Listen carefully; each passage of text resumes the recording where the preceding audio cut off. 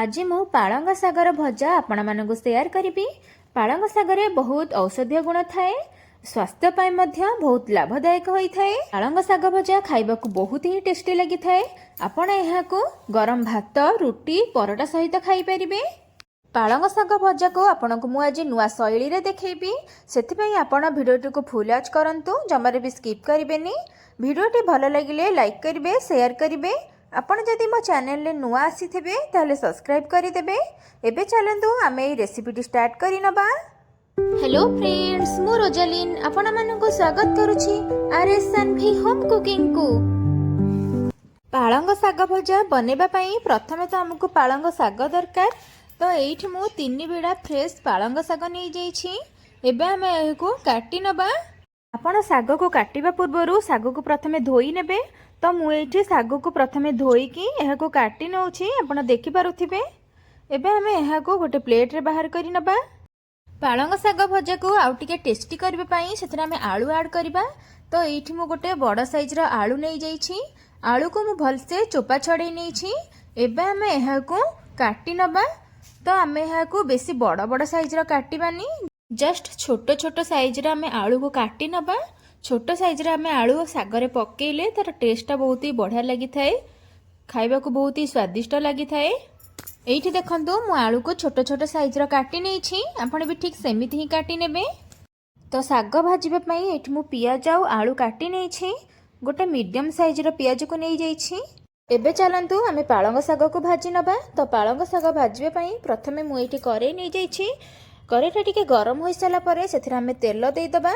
तो एठी मु सोरिष तेल यूज करिछि, आपण चाहिले रिफाइन तेल भी यूज करि परिबे।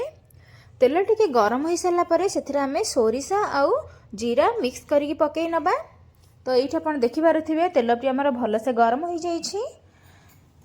जीरा आउ सोरिष टिके भल कि भाजी होई साला परे सेथिरा आमे 2टी लंका पकेई दबा।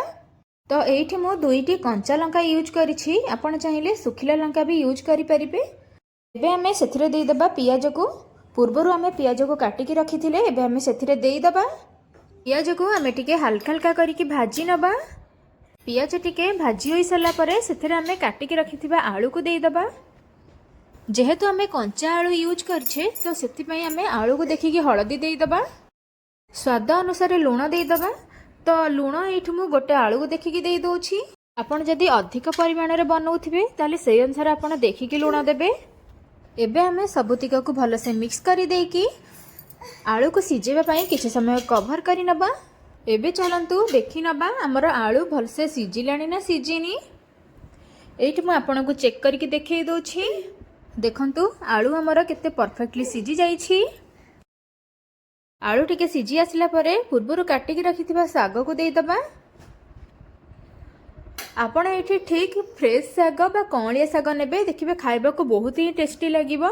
वर्तमान पर्यंत आपण मो भिडियोटी देखिलेनी। भिडियोटी केमिति लागिला प्लीज कमेंट रे मते निश्चिंत जणाइबे। जदि भलो लागिथिबो ताले गोटे लाइक करि देबे। आपण जदि मो चैनल ले नुआ आसीथिबे ताले सब्सक्राइब करि देबे। एबे हमें कोन करबा ना आलू सहित साग को टिके भल से मिक्स करि नबा। 3 ରୁ 4 मिनिट पई हमें साग को कवर करि नबा। कवर करबा द्वारा सागटा हमर टिके सिजी जाई थाए। एबे चलंतु आमे देखि नबा। एइठा आपण देखि पारुथिबे साग भी हमर टिके टिके सिजी जाइछि। आपण आ बेसी घोड़ेइबेनी, जस्ट 3 ରୁ 4 मिनिट पई कवर करिवे। आमे एमिति साग को खोला रे ही भाजी नबा, आउ कवर करिवेनी।